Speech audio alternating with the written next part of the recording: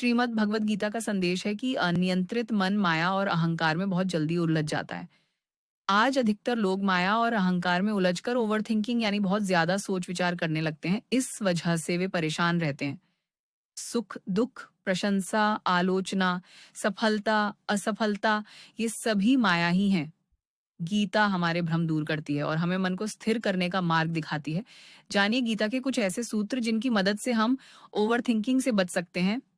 अपने पथ पर चलें यानी स्वधर्म का पालन करें। भगवत गीता स्वधर्म पर चलने की शिक्षा देती है। जब हम अपनी प्रकृति और कर्म के अनुरूप आगे बढ़ते हैं तभी शांति प्राप्त करते हैं।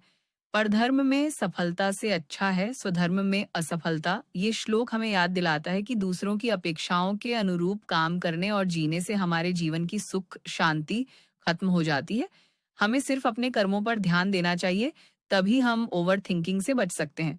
कर्म करें, फल की चिंता न करें। अति चिंतन यानी ओवरथिंकिंग की मुख्य वजह है डर, अस्वीकृति का डर, असफलता का डर और गलत समझे जाने का डर। कर्म योग के अनुसार हमें सिर्फ कर्म करना चाहिए, फल की अपेक्षा नहीं करनी चाहिए।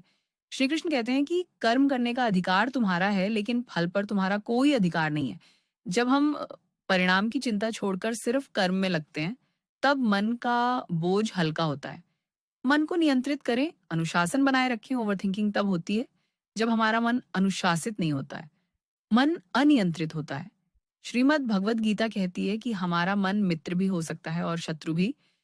ध्यान, श्वास अभ्यास और लगातार मनन करने से हम मन को नियंत्रित कर सकते हैं। मन नियंत्रित हो जाएगा तो हम बहुत ज्यादा सोच विचार करने से बच जाएंगे। प्रशंसा और आलोचना दोनों में समानता का भाव रखें। सच्ची शांति समानता के भाव में है। जब हम अपनी प्रशंसा से उत्तेजित और अहंकारी हो जाते हैं तो संतुलन खत्म हो जाता है। जब हम आलोचना से निराश होते हैं तो हमारा संतुलन खत्म होता है। गीता सिखाती है कि सुख और दुख, लाभ और हानि, मान और अपमान, ये सब जीवन के हिस्से हैं। स्थिर चित्त बाहरी बातों से प्रभावित नहीं होता है। जब हम अपनी प्रशंसा और आलोचना में समानता का भाव रखते हैं, यानी इन दोनों स्थितियों में एक समान रहते हैं, तब मन नियंत्रित रहता है। दूसरों की सोच की कल्पना करने से बचें। अति चिंतन का एक बड़ा कारण है दूसरों की सोच की कल्पना करना। जब हम अपने लिए दूसरों की सोच के बारे में ज्यादा कल्पना करने लगते हैं, तब मन अस्थिर हो जाता है। दूसरे लोग हमारे लिए क्या सोचते हैं, इस बारे में विचार करने से बचेंगे तो मन स्थिर रहेगा, शांत रहेगा। अहंकार को तुरंत त्यागें। गीता कहती है कि जिस तरह कमल की पत्ती पानी से अछूती रहती है, ठीक उसी तरह इंसान को अहंकार से मुक्त रहना चाहिए। श्रेष्ठ इंसान वही है जो संसार के प्रभावों से भी अछूता रहता है। जब अहंकार खत्म होता है, तब ओवरथिंकिंग की आदत भी छूट जाती है। वर्तमान पर ध्यान दें। ओवरथिंकिंग या तो अतीत के पछतावे की वजह से होती है या भविष्य की चिंता से। गीता कहती है कि हमें सिर्फ वर्तमान पर ध्यान देना चाहिए। जब हमारी जीवन शैली संतुलित होती है, खान-पान, कार्य, विश्राम सब में तालमेल होता है, तब हम पल में स्थिर होते हैं और कल्पनाओं से बाहर आकर वास्तविकता में जीने लगते हैं।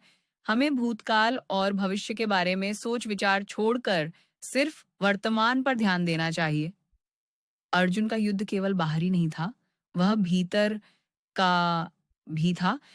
भगवत गीता हमें संसार से विमुख नहीं करती है, बल्कि ये सिखाती है कि स्वयं को दुनिया की दृष्टि से नहीं देखना चाहिए। हमें सिर्फ धर्म के अनुसार अपने कर्म करते रहना चाहिए।